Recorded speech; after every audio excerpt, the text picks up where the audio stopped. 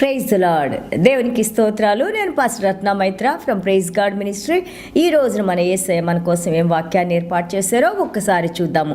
కొలసీలకు రాసిన పత్రిక 3వ అధ్యాయము 15వ వచనము. క్రీస్తు అని గ్రహించు సమాధానము మీ హృదయములలో ఏలుచుండనీయుడి. ఇందుకొరకే మీరు ఒక శరీరముగా పిలువబడుతురి మరియు కృతజ్ఞులై ఉండిడి. దేవునికి స్తోత్రాలు. కొలెషన్స్ chapter 3 verse 15. And let the peace of God rule in your hearts, to which also you are called in one body, and be thankful. Glory to God.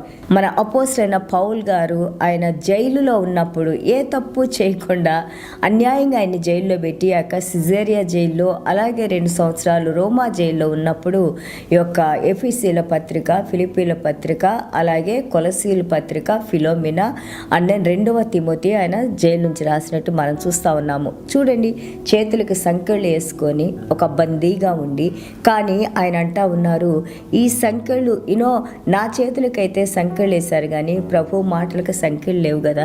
ఈ రోజున మనం మాట్లాడుకున్న మాటలు కూడా దేవుని గురించి మాట్లాడుకునే మాటలు, ఈ జీవాన్ని ఇచ్చే మాటలు ప్రతి ఒక్కరూ వినాలని, చీకట్లో ఉన్నవారు తప్పకుండా ఈ యొక్క బంధకాలనే సంఖ్యలో తొలగించుకొని దేవుని మహాకృపలో ప్రతి ఒక్కరు కూడా దేవుని వెలుగులోకి రావాలని మనందరం కూడా వాక్యాన్ని షేర్ చేసుకుంటూ ఉండాలి. చూడండి, ఇక్కడ కొలసీలు 3:15 అంటా ఉన్నారు, సృష్టికర్త అయిన దేవుడు ఆయన దేనికోసం ఆయన సృష్టిని సృష్టించుకున్నారు, మనతో సహవాసం కలిగి ఉండటానికి. ఆ సహవాసంలో ఆయన మనం మహిమపరుస్తూ అలాగే ఆయన బిడ్డలుగా జీవించడానికి, సంతోషంతో ఆనందంతో ఉండటానికి ఆయన మనల్ని సృష్టించుకున్నారు. అలాంటిది మనం దేవునికి దూరం అయిపోయాము, మన పాపాలే మనల్ని దేవునికి దూరం చేసినాయి కదా.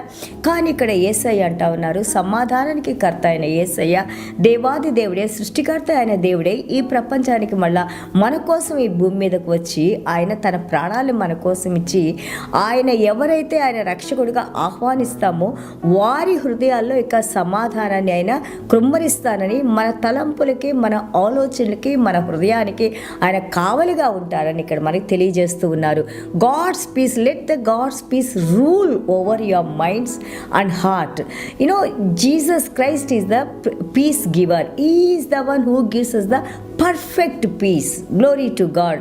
ఆయన మన హృదయంలో మనకున్న ఎమోషన్స్ అలాగే సిచ్యువేషన్స్, అలాగే ఆయన ఈ యొక్క మన హృదయాన్ని, మన మైండ్లో వచ్చే ఆలోచనని కంట్రోల్ చేస్తూ, అలాగే ఎక్కడైతే ఎనిమి మన హృదయంలోకి ప్రవేశించకుండా, ఆలోచనలో చెడు ఆలోచనలుగా రాకుండా దేవాది దేవుడు మన భయం నుంచి, అలాగే మన యొక్క ఎమోషన్స్ నుంచి, అలాగే మన యొక్క యాంగ్జైటీ, అలాగే మన వరి, విచారము, దుఃఖము, డిప్రెషన్స్, ఇన్సెక్యూరిటీ, ఇవన్నీ కూడా దేవుని బిడ్డలమైన మన వైపు వచ్చి సాతాను మనల్ని ఆ యొక్క బంధకాల్లోకి తీసుకొని వెళ్లకుండా ఆయన వాక్యము, ఆయన రక్తము, అలాగే ఆయన ఆత్మ 24 గంటలు కూడా దేవుడు మనతో ఉండి ఈ భూమి మీద మనం ఉన్నా కానీ ఆయన కాపుదల, ఆయన రక్షణ ఉండి నడిపిస్తుందని ఇక్కడ మనకి తెలియజేస్తూ ఉన్నారు. అండ్ ఆల్సో చూడండి, యేసు ప్రభు శిలువ మీద మరణించేటప్పుడు ఆయన మనం నేర్చుకుంటాం కదా, మనం మాట్లాడుకుంటాం ఆ యొక్క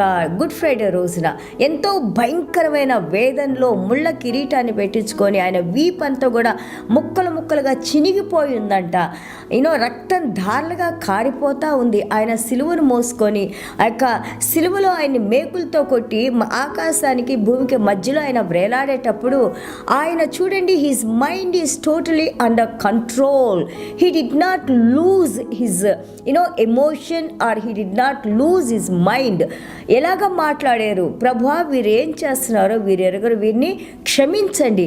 సో అంత గొప్ప దేవుడు, ఆయన ప్రేమ కలిగిన దేవుడు, నిస్వార్థ ప్రేమ కలిగిన దేవుడు ఈ రోజున నీ హృదయాల్లో, నా హృదయంలో ఉండి కావలిగా ఉండి మనల్ని కూడా ఈ యొక్క ప్రపంచంలో జరిగే ఈ అవకతవకలు, ఈ సమస్యలు, ఈ యొక్క వీటి అన్నిటి నుంచి కూడా దేవుడు మనల్ని కాపాడి నడిపిస్తానని, ఆయన సమాధానాన్ని ఇస్తానని, ఎవరైతే ఆయన యొక్క భయభక్తుల్లో ఉంటారో, ఎవరైతే ఆయన వాక్యాన్ని తెలుసుకొని రక్షణలో ఉన్నారో, మనందరి చుట్టూ కూడా ఆయన ప్రాణంతో ఆయన నిబంధన చేసుకున్నారు. ఆ నిబంధనలో నడిపించే దేవుడు సదాకాలం మనతో ఉండి నడిపిస్తారని ఇక్కడ వాగ్దానం చేస్తున్నారు. కాబట్టి భయపడబాకండి, దిగులు పడబాకండి, చింతించకండి. ఈ రోజున నేనేం తినాలి, రేపేం తినాలి అని చెప్పి మనం ఆలోచించి మనము అనవసరమైన ఏం జరుగుద్దో జరగని అన్నీ మనం ఊహించుకొని చింతించే కంటే కూడా దేవుని మీద భారాన్ని వేసి మనం నమ్ముకున్న దేవుడు, మనల్ని ప్రేమించే దేవుడు, నమ్మదగిన దేవుడని ఆయన మీద సమస్త భారాన్ని మనం వేస్తే